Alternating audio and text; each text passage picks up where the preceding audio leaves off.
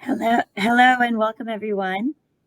My name is Neha Shah, and thank you all for joining us. We have a wonderful set of inspirational speakers to talk about a very, very important topic, and one near and dear to my heart, certainly, is the realities of child labor in global supply chain. So we have a really wonderful wonderful set of panelists who are here to discuss this in a lot more detail today. I wanted to welcome everyone. I want to have a really engaging, insightful, and important discussion, certainly. And I wanted to first alert everybody who's joining us across the globe to the house rules that are in the chat. So please familiarize yourself with them. Today's session will be recorded. And for those of you who have any questions for any of the panelists, please feel free to enter those into the Q&A.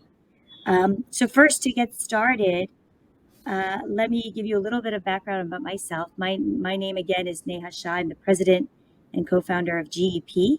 And GEP is a global procurement and supply chain solutions company based in the United States, but very global in nature, supporting some of the largest enterprises and organizations in the world in their global supply chains. And as I said, today we have an amazing set of speakers. And today I'm going to start by introducing us to Priyanka. Priyanka Ribu is the General Secretary of Bachpan Bachao Andolan. She is a human rights activist and an anti-child labor movement unifier and strategist. She's been working in this space for over 15 years, identifying and leading opportunities for public policy advocacy. She also has been a trusted counsel for decision makers in this area and specifically providing recommendations on other interventions related to child labor. She is an officer in charge of one of the world's largest anti-child labor movements, the Global March Against Child Labor. And as I said earlier, she serves as the General Secretary of BBA. So Priyanka, very nice to have you here with us today. Thank you, Neha. Thank you so much. Good namaste and hello, everyone. As Neha mentioned, I am representing the Bachpan Bachao Andolan, which is a grassroots organization in India that was started by the Nobel Peace Laureate Kailash Satyarthi in the 1980s. So since the last 4 decades, we're in the business of fighting against child labor, ensuring that all children are protected in schools, healthy and educated, and that's part of the work. And I was so now I was the officer in charge of the Global March until 2017, where a large part of the work was on ethical supply chains. And I'm very pleased to be here with you. Neha, if I may, shall I go ahead with the situational context? Yes, maybe you can help all of us understand the overall situation in child labor globally in India, and then what you found in your work. That will be wonderful.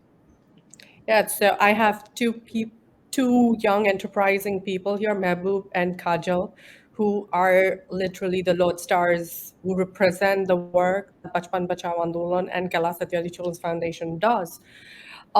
So as they are the representation, I wouldn't take a lot of time, and I would actually give them a lot of time. But to situate this issue of child labor, and I would add forced labor and trafficking to it, for the first time in 2 decades, child labor actually grew between 2016 and 2019. That was before the pandemic years. And there were more child labor then added to the global child labor pool, children who were exploited, than ever before.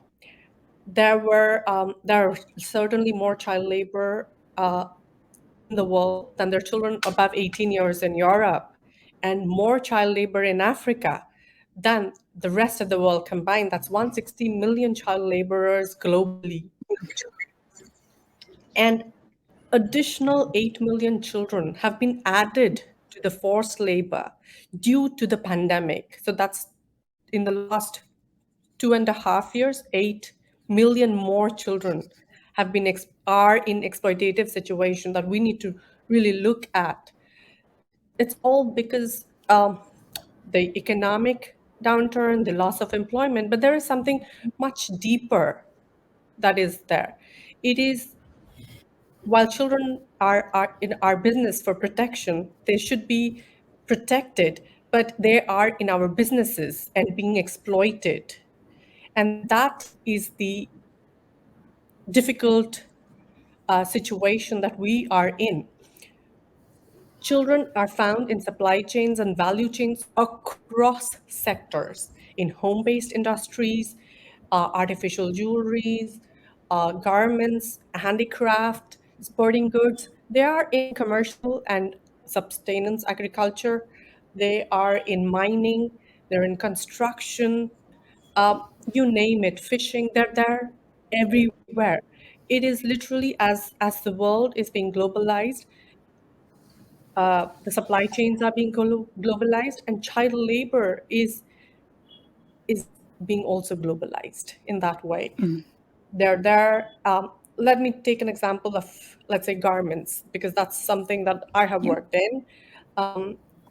From cotton seed, agriculture, the seed production of the cotton, to cotton harvesting, to the spinning mills which spin cotton threads, to the cloth, to the ready-made garment, to the embellishment, to packaging, then movement, the shipping, the logistics of it, the retailing of it, everywhere. So when I wear a shirt, it's gone through an entire life cycle.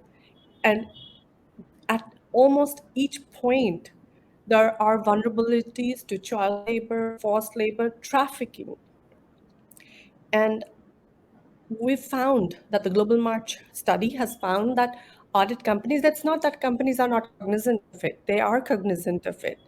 Uh, and they are working towards some of these issues.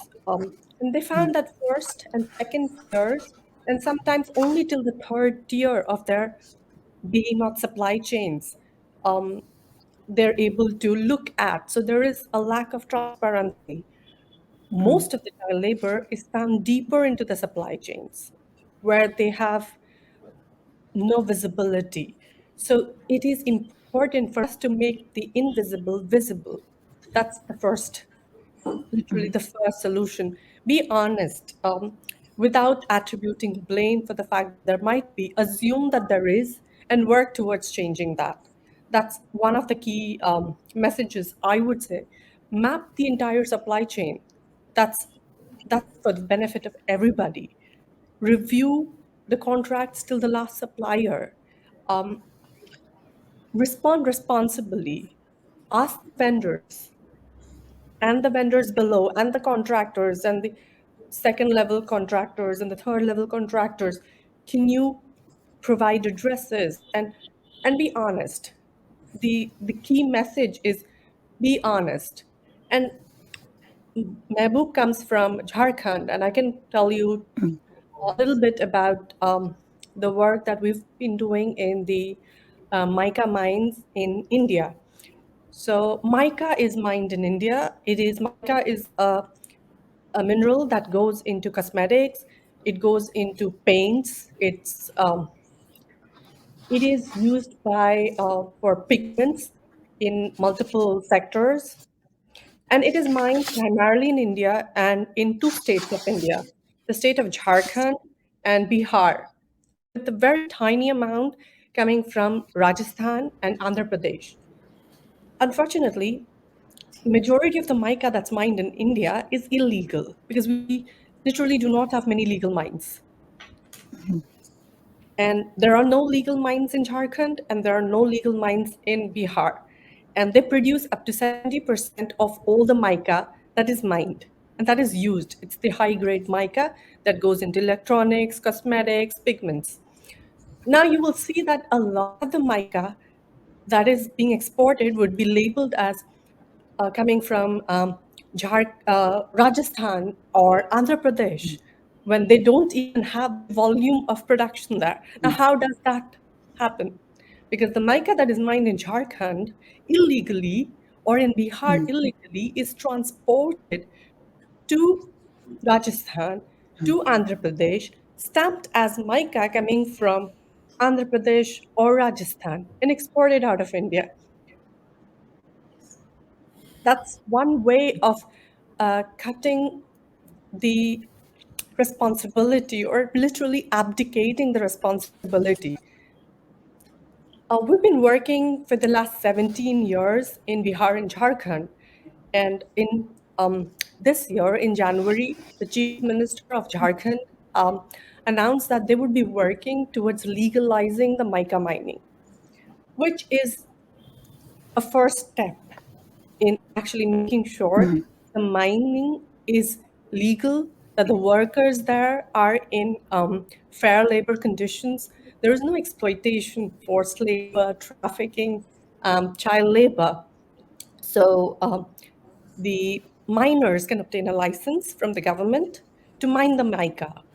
And this can bring an end to the illegal mica mining that's happening in the state for like decades and stop the exploitation of hundreds of thousands of workers, their children, and providing them with systemic employment.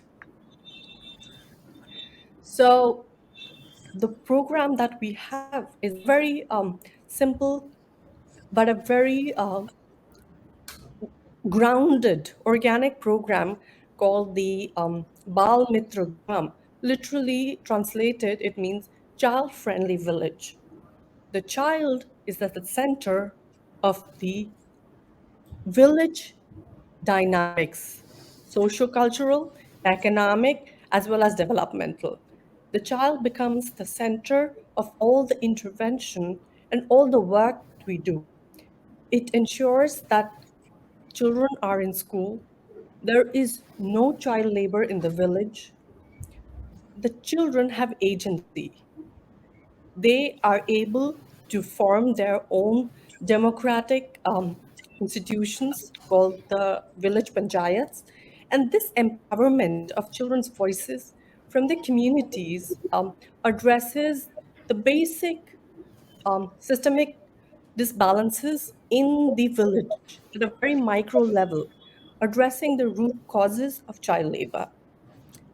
And we've been working in this program for in about 500, in more than 521 villages in Jharkhand, um, working to protect more than 100,000 children on a daily basis. That's 100,000 children we're able to track to ensure that they are in schools, they're not exploited. And over the last 17 years, we've withdrawn approximately 15,000 children from these villages from the mica mines. So that's Wonderful. 15,000 Amazing. children who were found working in the mica supply chains. Yep. These children have been enrolled in schools. Child marriages have been stopped, like Kajal will talk about, Yep. and their families have been linked to social protection programs. So that's part of the village community. But what's happening on the procurement side? We're working with companies to ensure that they invest in the communities that they are procuring from, that are part of their global supply chains, that they are responsible for them. They are making the people visible. When they invest in the communities, they make those people visible. They acknowledge the existence of these children, their families in the supply chain. They are being, they're not to be blamed if they invest in it. That investment is a step forward. And it's not that they are saying that we have child labor, it's saying that we're cognizant of the presence of child labor in this industry, and we want to work to ensure that it does not exist, and we're responding Yeah. So responsibly. So that's literally the framework of our work. wonderful. And yes, No, thank you, Priyanka, for sharing so much insightful information. Also, tying it back, of course, to the global supply chain, there is a lot of work. I personally am aware of the child-friendly villages. MICA is just one example, as you said. It really affects so many industries. We assume it's there, but mica affects everything from beauty and cosmetics to pigments to so many areas. So this work directly with the enterprises working in these communities is remarkable, and I can only foresee and hope that that template that has been created of child friendly villages is something that can continue to spread globally. So we'll talk about the action, some of which you already mentioned, Priyanka, at the close of our session. But thank you. So I wanted to introduce our next really wonderful, renowned speaker.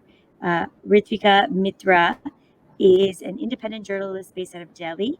She focuses on climate crisis, early childhood development, child labor and trafficking, hunger, poverty, caste, gender, really significant topics. She is the recipient of the Lorenzo Natalie Prize 2022 for her story, which I just recently read on the link between the climate crisis in West Bengal and child trafficking. And she's worked at a numerous, very well established papers, including the Indian Express, Deccan Herald, and the BBC. And she has worked and has pursued her master's degree in international relations at the University of Birmingham. So, welcome, Ritika. So, is it Ritika or Ritvika? I just want to make sure I'm saying it correctly. Ritvika is fine. Thank you. Okay. Okay. So, Ritvika, welcome and thank you for joining us today. And obviously, Thank you. you've dug deep into this area. So, what obviously Priyanka shared kind of a good foundation for us. But if you can kind of build upon that and share some of the insights you found while reporting on child labor, that would be great. Thank you, Neha. Thank you for the introduction and for having me here. Thank you, Priyanka, for the wonderful base that you created for today's session and for highlighting the point that child labor is pervasive across sectors. I think that's something we really need to focus on. Uh, that was very evident from Priyanka's session. Through my own reportage, I think there are certain stories that we do when we are only focusing on child labor. And recently, I did something on the shoe industry, and of course, there's the garment industry and the industry, any kind of home-based work that we are talking about. But I think something that I also want to highlight a little bit is that even as a journalist, when we are going for other kind of stories, we realize there is always an angle of child labor. That may not be the core of our story, that may not be the center, what we are focusing, even if we are talking about the climate crisis. Child labor is a byproduct or at the center of it. I worked on a story on missing children from Madhya Pradesh, and I was just going through the story today ahead of the session, and I was realizing through migration, through hunger, through poverty, the common thread that is that we are coming across as journalists or activists or experts is child labor. I think I'd like to highlight that what initially I think what Neha would also agree to, and I think you wanted me to talk a little bit about what really surprised me when I started working on stories of child Yeah. labor. So I think what I thought was the scale of it. When we are going for a ground report, sometimes as journalists, we wonder if we are going to get enough case studies, if we are going to have enough interviews. And what really hits us on the face is the sheer scale of it. Recently, I was in Agra for a story on the home based shoe industry. And I thought maybe, I would be interviewing 5 or 6 or 7 children. Eventually, when I went to this locality, there were 30 children, 40 children, and these are not even children I'm engaging with in depth interviews, but seeing children just work, be it embellishment, as Priyanka was talking about in the garment industry, or the shoe, or sticking the upper part of the shoe sole, or the packaging.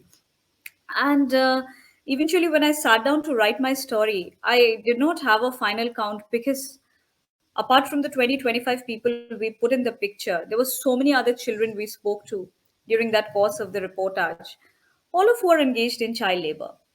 And I think we have to look at the intersectionality of it beyond the narrative of rescuing children, because when we see when we see the lack of social safety measures, when we see the lack of sustainability procurement, so automatically child labor comes, Mm, right? We are not really focusing on that. In several cases, child labor is also what is enabling a child to seek education. That's what we saw, that several children who lost access to work during the pandemic also eventually lost access to education.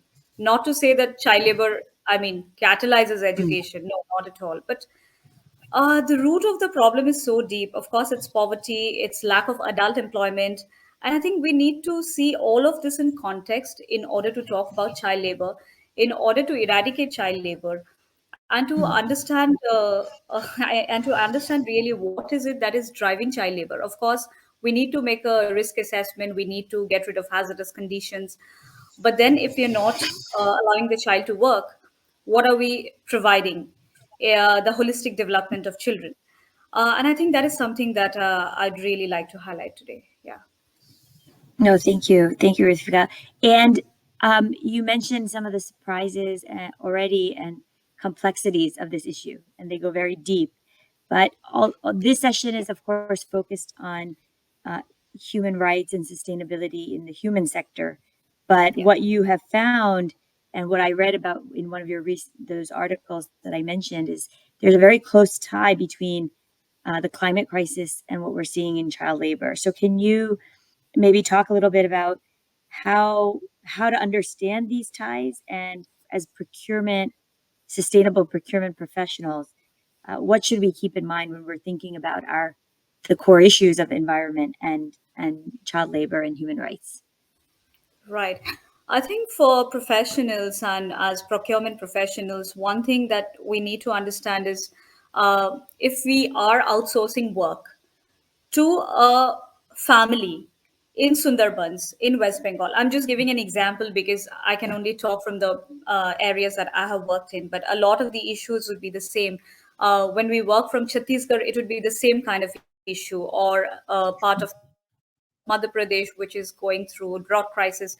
So the common thread that we have to understand, I think, or professionals can look at, is that if they are outsourcing and subcontracting work to a family in these areas, so it is automatically understood, or it should be assumed, that a child would be a part of that labor force.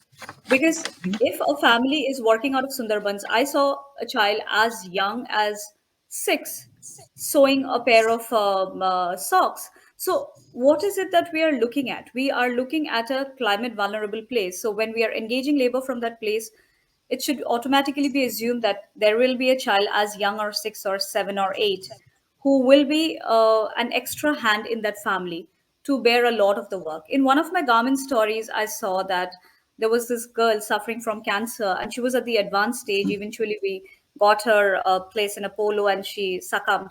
She literally had blood, coming out of her eyes, Mhm. and she was also sewing that embellishment. And I mean, that sight will never leave.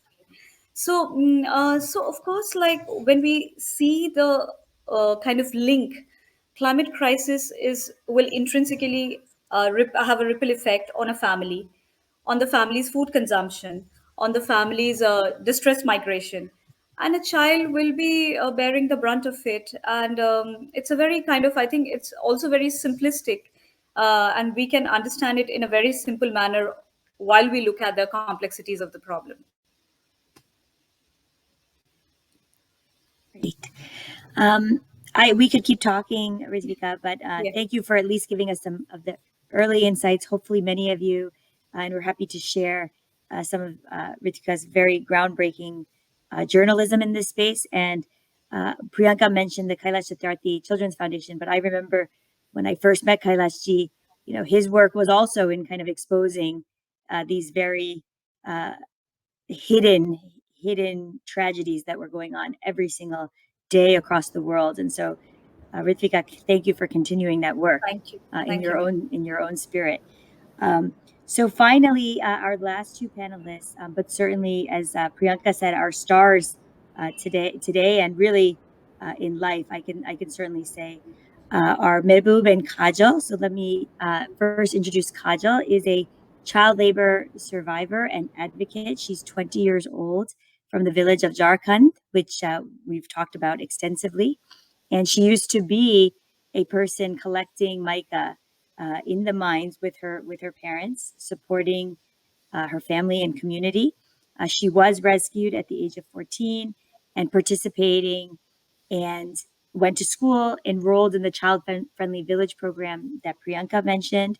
She was elected to the president of her council, the Bal Panchayat, and she in that role, she's made a lot of changes. She's made quite a few changes in terms of withdrawing children from mica collection, making sure they're in school, preventing child marriage, which Priyanka mentioned, raising awareness, getting community access to different government programs. So it's quite remarkable what she's done.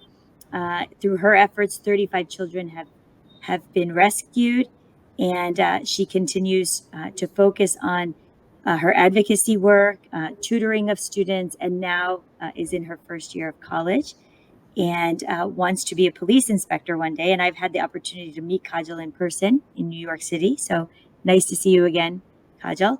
And Mehboob Hussein is also a child labor survivor and advocate. Mehboob is 27 years old from the garment industry in New Delhi. He was trafficked at the age of 12 years from his village in West Bengal, sold to a garment manufacturing unit where he was stitching clothes for an international global brand. In that capacity, he received uh, uh, 50 Indian rupees as monthly wages. 50 Indian rupees, for those of you who may not know, is less than a dollar per month. Was kept in bondage. He was rescued, reunited with his family. The Kailash Satyarthi Children's Foundation enrolled him in a scholarship program to ensure that he was educated, and he completed his school and college education and has graduated, and he is preparing to join the judiciary. So, Mehboob and Kajal, thank you so much for being here, and really being a light for all of us. That uh, there is just tremendous human capacity from a very young age. So thank you. So I guess for both of you to start, Kajal and Mehboob, and I believe we have our translator too. So nice to see you as well. Um, can each of you talk a little bit about the products that you worked on?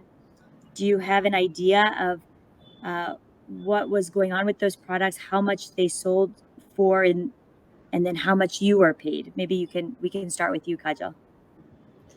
काजल, आप इतना briefly बताना, आप पहले क्या काम करते थे और कितना पैसा मिलते थे? आपको पता है आपका प्रोडक्ट, आप जो माइका लेते कहाँ जाते थे और आजकल आप क्या कर रहे हो? थोड़ा ब्रीफली बताना, ठीक है?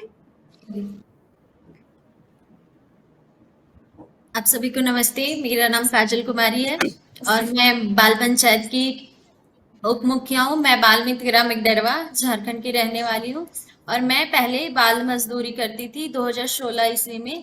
तब मुझे कैलाश सत्यार्थी चिल्ड्रन फाउंडेशन के द्वारा 2016 में बाल मजदूरी से छुड़वाया गया और शिक्षा से जोड़ा गया और मैं उस समय 8 कक्षा में पढ़ाई करती थी और अभी मैं ग्रेजुएशन में पढ़ाई कर रही हूँ और बाल पंचायत की मुखिया बनी 2000 में। इसके साथ साथ मैं अपने गांव के कई सारे बच्चों को बाल मजदूरी से छुड़वाई और गांव में जो भी छोटी मोटी समस्या वो हम बाल पंचायत मिलके समाधान किए। और अभी भी हम पढ़ाई के साथ साथ बाल मजदूरी को लेकर काम कर रहे हैं, बाल विवाह को लेकर काम कर रहे हैं और लगातार प्रयास कर रहे हैं कि कोई भी बच्चा बाल मजदूरी में ना रहे। इसका देखरेख हमेशा करते रहे। धन्यवाद। Kajal was telling she was working in a mica collection in Vindarva village where she stays with her family. It's in Kodarma districts. After she was withdrawn from the mica collection through the Bal Mitra Gram program, which Kajal and Priyanka also mentioned earlier, she got enrolled in schools. And with the support of the VMC program, Bal Mitra Gram program, she completed her schooling. Now she is attending graduation first year. And along with her studies, she's still part of the program with other children in the villages and other community leaders to ensure all children goes to schools and no one in mica collection. काजल, आप ये भी बताना, जब आप mica लेते आपको कितना पैसे मिलते थे और आपको ये पता है माइका जब भेजते इसका कितना मार्केट प्राइस होता है? ठीक है, बता दी। मैं पहले जब बाल मजदूरी करती थी तो लगातार रोज 10-15 केजी ले आते थे और जिससे कि 10 रुपए केजी बिकता था तो रोज 150 रुपया का होता था। और हमारे यहाँ 10 अगर ज्यादा अच्छा क्वालिटी का माइका रहा तो फिर 12 रुपए केजी बिकता था और उससे थोड़ा कम रहा तो 10 रुपए केजी, रोज का 100-150 रुपया हो जाता था। So she was saying when she was collecting mica, she used to collect 10 to 15 kg a week, and used to get for the low quality mica 10 Indian rupees, that is 12 cents in USD. And if it's the best, little better quality, used to get 15 rupees, that is 15 cents USD something. But she doesn't know what is the selling price. That. Got it. Okay. Well, what I have here is it could be sold anywhere from up to 10,000 rupees per kilo. So quite a huge difference, and a lot of things that the traders would do to pretty much either absolutely minimize the price of the work that's being done by these children. And so maybe can you talk a little bit about your experience and what you saw in the garment industry? Okay. Before started, I want to Indian greeting, the namaste and good afternoon. So I am Mehboob. I'm from West Bengal. When I was working in Delhi, so just I started briefly. Firstly, okay. My name is Mehboob, son of Sobi Rahman, and I'm from West Bengal in Paschim Midnapur. So when I was 14-year-old, I went to Delhi, and I was working in the jury in Sapurjet, Khelgaon. So I was working every day 17 to 18 hours, and they no pay any amount to me, and they always torture and everything, using slang language and so other things at the time of the working. Now after rescue, I'm by Bachman Bachao Andolon and Galaxy Children Foundation, and I mention one thing: my first inspiration, the Nobel laureate Mr. Kailash Satyarthi's son, Mr. Bhuvan Rabu, is my first inspiration, and he's rescued me from the Sapurjet Khelgaon. And I am complete my law degree from Calcutta University, and now I am starting preparation for judiciary, and I want to become a judge in the future. That is amazing. We're so happy to see both you, Mehboob, and Kajal thriving and helping all the other children who are still left behind. As Ritika and Priyanka said, there's still many children out there in India, in Africa, and globally. In fact, even in the United States, where we often like to think it doesn't affect children here, it's affecting children truly across the globe. And as Priyanka mentioned, the numbers are only going up. So we're amazed and very thankful for both you and Kajal to be here and share your story. Mehboob, do you see any solutions to this problem that you face directly? You and Kajal face very directly, and is so big, so global in nature. What do you think any solutions are? According to me, the first step, the uh, where to be the any step from the government, and the government should be the taken the some villages, some garment factories. They're not look at the time. They always the okay. Uh, मेरा sorry, but I cannot Of course. explain my in English, so I Yeah, I say Hindi. of course. Okay, तो जो सरकार सरकार का जो first step होता है कि जहाँ पे काम होता है, जिस तरह जो एक जहाँ फैक्ट्री वगैरह रहता है, तो उनके ऊपर कोई ध्यान नहीं दिया जाता है। लेकिन सरकार अगर उसके ऊपर ध्यान दे और उसके लिए कुछ रूल्स वगैरह बनाए, और उस बनाने से कुछ नहीं होगा, उसको इम्प्लीमेंट करना पड़ेगा। अगर वो इम्प्लीमेंट हो जाता है, तो हमारे जैसा कोई लड़का वहाँ काम नहीं करेगा, और मेरे जैसा किसी को अगर मौका मिले तो वो खुद कर सकता है। मेरे हिसाब से ये चीज़ है। So Mahabub was saying there should be a proactive response from the government to monitor, to do the Mhm. implementation of laws which is in place to track the child labor in garment industries. If this action has been done, boys like me will not be trafficked and work in such a abusive situation. Like that. Okay, great. And Kajal, anything that maybe you can uh, anything you can add in terms of any solutions you've seen from Micah and your child-friendly villages? ये बाल मजदूरी को हमें दूर करने के लिए सबसे पहले, जैसे हम सब बाल पंचायत के बच्चे बाल मित्र ग्राम परियोजना चला रहे हैं हमारे पूरे गांव में, जहाँ की जंगल क्षेत्र में। तो मैं चाहती हूँ कि ये हर गांव में, हर जिले में चलाया जाए बाल मित्र ग्राम परियोजना, जिससे कि होगा कि हम बाल पंचायत के बच्चे, जो बाल पंचायत के गठन होता है उससे हम बाल पंचायत करते हैं कि लोगों को जागरूक करते हैं बाल मजदूरी के प्रति। तो ऐसे होगा, अगर हर जगह बाल मित्र ग्राम परियोजना का शुरुआत होगा तो हर सारे बच्चे मिलकर और लोगों को जागरूक करेंगे कि ये बाल मजदूरी है क्या और इसे हमें खत्म क्यों करना चाहिए। ये सबसे बड़ी अच्छी समस्या जो कि बाल मजदूरी को दूर कर सकता है, जाकि बाल मित्र ग्राम शुरू होने से, और पूरे हर जगह बाल मित्र ग्राम परियोजना का शुरू होना चाहिए।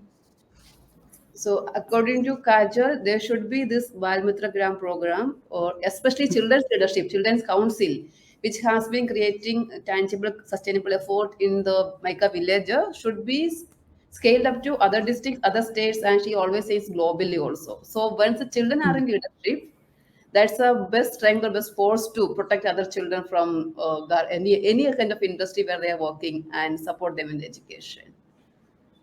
Great. No, thank you. So thank you again, Kajal and Mehboob, for all of Thank you. your sharing. Thank you. Thank you for your courage and bravery and being, as Priyanka said, a North Star for all of us. So I wanted to open it up for any Q&A. I see a lot of comments in the chat regarding what we need to do in terms of governments and companies. But if there's any questions that you have, please post them in the chat. Ritika, for you, I think one question, we of course spent a lot of time on garment and shoes you mentioned, and of course mica.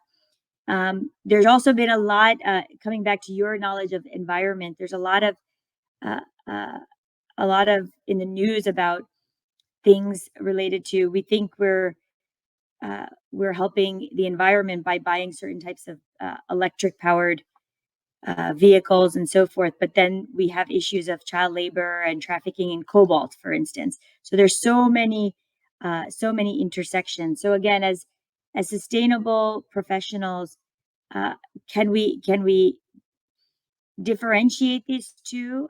Do we prioritize one over the other? Any kind of suggestions for the group when we think about how to just be responsible and be sustainable in what we buy in our supply chain? Yeah, Neha, actually, that's a very tricky one. And I think I've been thinking about this a lot. And I think I'm also a vegan, and I just keep thinking what to do, like when we do talk about the ethics of it. But I think when we do apply sustainable procurement as a framework, we take into account that this will minimize the environmental damage and have the highest social impact or aid social progress. Look at the local production values. So if we, I Right. mean, both can go hand in hand. Of course, it's a long shot, but I think it's worth a try. And if we do engage the local population, have very good local knowledge, give good rates to adults who are employed, uh, adequately compensate them, I think we can mitigate the environmental damage part, and hence the need to go beyond this green procurement, which we have been talking Yeah. about a lot. And at the same time, try to minimize children's work hours to begin with, because like Mehboob just said, he was working for crazy number of hours. So to minimize the children who are already engaged, to minimize their work hours, to pull out the children who we can, and to adequately compensate adults, so that we can eventually move towards sustainable procurement. Great. Thank you, Ritika. I see a question, and I'm going to actually ask the slide to be pulled up on what can be done. One of the questions is just from a practical perspective, I was wondering what we can do to make a meaningful difference. So I'm going to talk a little bit about what's on the slide, and then what I've personally uh, done in my last few years as I became much more knowledgeable about this topic, and I'm still learning. But first of all of you who joined today's session, you're doing the first step of really just understanding the vastness of this problem, the fact that it's not going away, the fact that it is global in nature, but it's not just in areas 10,000 miles away. And even when it's 10,000 miles away, it is human beings like Kajal and Mehboob who are being exploited, and they are the survivors, and they are our North Stars. But there's many hundreds of millions of them who are still uh, stuck in these horrible, very tragic conditions. So first step is, of course, just becoming aware of how pervasive the problem is, the fact that it is all over. If you're in the United States or Europe, it exists even in our backyards, as we've found out and continue to find out. So I think the first thing is supply chain and procurement professionals. Especially, it's pretty pervasive. Something like mica, or really even finding out those materials and services where it's pervasive. Just assuming that it's there, as Priyanka said, is very important. Um, Suppliers require certifications. We do have certifications, but don't rely on those certifications, unfortunately. It's just one step. So when we run, there's many procurement professionals, and we get self-reported certification, self-reported data. That is a start, but it's insufficient, especially if we know that in our supply chain, tier 1, tier 2, tier 3, to the extent that we can map it, to the extent we can use tools to identify where the sources of supply are, and to kind of map the supply chain. And that's a lot of work that needs to be done. There's a lot of technological advancement, but it is an investment of time, money, and resources that, if companies and organizations are serious about it, we can do a better job of tracking and making the invisible visible. So we still want certifications. We still want audits. Uh, we still need to do those things in the meantime, but not to rely on them. We can create more transparency in our supply chains, for sure. In areas like mica and others, there are alternate sources. It's not as easy as I'm saying, but certainly those companies who are serious can co-innovate with suppliers. and then be prepared. Of course, procurement, we're all about savings, but savings comes at what cost? So really asking those questions is extremely important. And then for those companies where, again, in the beauty and cosmetic space, in paint, where you're buying directly cobalt or some of these others, beyond, of course, audits and certifications, there is this need for this very we have sustainability groups within procurement. We have sustainability groups outside of procurement, but how to understand and get very knowledgeable about this issue and where and how it can be impacting your supply chain. And I won't say the name of the company, but the child-friendly villages that Kajal and is part of and was leading. There was a company that was directly involved. They knew that mica was part of the problem. They invested in the community. They built this team, which directly reports into the most senior C-level executives in the company to focus on this issue. That's how important it is. They put that investment, that awareness, that investment, and then investment back into the community. So all of these things are just some initial ideas, and there's a lot more if you care to kind of understand and learn what can be done. But I think it's a very important question. And then finally, as a consumer, I will say that, of course, I think about my sustainable procurement hat and supply chain hat, but also as a consumer, always asking that question: where am I buying from? What am I buying? Does this company at least do the things that I believe represent my values and ensures? We don't know for sure, but we can certainly take a pause as consumers in this highly consumer-driven society. Take pause and find out and learn a little bit more. So those are some of the things that I can share. So any last thoughts, Kajal, Mehboob, Ritika, or Priyanka, as we close the session today?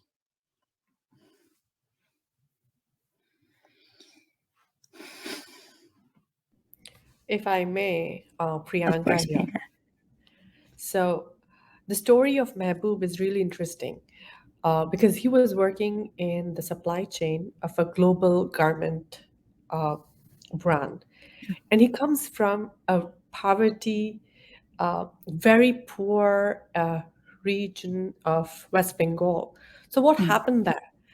How did a boy from West Bengal land in a sweatshop Yeah, in Delhi?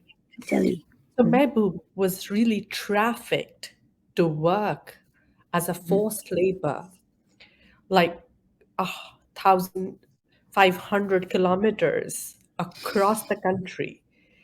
It was because that transportation of that small child was cheaper than the cost of a final shirt that we would buy as consumers.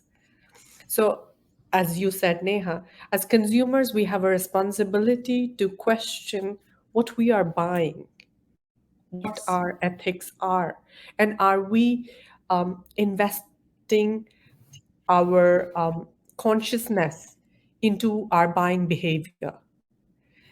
As human rights, I can't speak for a company, but as a human rights activist and somebody who was there when Mehboob was rescued, because I was there in that rescue operation, and to see how that happens under the very eye of a battery of audit companies, a battery of procurement professionals. This is 2007 when he was rescued. And the world's changed since then, but somewhere still we are stuck there. We're Yep. stuck even in 2023 at a place where children like Mehboob are being trafficked to work in supply chains because we do not recognize the first issue that trafficking, which is what is the process of child labor, is a crime. It is a crime that we're Yes. dealing with. And we need to look at it as a crime. when we look at it as a crime, then we have to follow the money trail. And that is the easiest for a company to understand. Follow the money trail. How does your money move from one tier to another, to another, to another? Every time I worked with a sector or an industry, I have said this: your quality assurance goes down to the deepest level. You make sure that if there is a single thread out of place, that product is rejected. So you have the visibility. Why is that hand that's making that thread not visible to you when that product is visible to you? So you have that. Right. That visibility exists. It is what is the final profit line that makes the difference between acknowledging that visibility or making sure that the quality assurance is there. So if we invest and look at human rights as a quality of our product, Yes. we will ensure there is no exploitation, no forced labor, no child like Mehboob or Kajal in our supply chain. As consumers, we have that right. As businesses, we have that right. And as Yeah. procurement professionals, that is the power that you have, that Absolutely. rests in you to ensure that. Yeah. Yes. Follow the No, money. thank you. Follow the money. Thank you, Priyanka, and thank you again, Kajal, Mehboob, Ritika. You're right, Priyanka. I think the reason why quality assurance is so high, and whether it's food safety or the thread in our clothes, is because it comes down to that's where there's of course regulation. There's of course the profit is associated with what the consumer sees, and then of course if things don't work and there's an outbreak, there's tremendous sort of brand reputation and other fines and other risks. But when it comes to kind of human rights violations, first of all, it's a matter of investment, and a lot of the technologies, the money is available. We just have to have that very concerted effort to truly eradicate this problem once and for all. And in 2023, we should not be here today, but I do still have hope for the future because of all of the individuals on this call and the awareness, and all of you in the audience who have taken the time out of your day to learn more about this and do our own parts, both in our personal lives as well as in our companies. So thank you very much again, Mehboob, Kajal, Priyanka, Ritika, for this very, very significant, important conversation, and continue the amazing work that you all are doing. You are an inspiration to me, and I'm sure many others on this call. And for those of you who are still on the chat, thank you for joining us. And if you have any feedback to share, there will be a feedback survey that is provided. So thank you again. Thank you to my panelists, and thank you to all of the event organizers for World Sustainable Procurement Day 2023. Thank you. Thank you so much. Okay. Thank you. Namaste.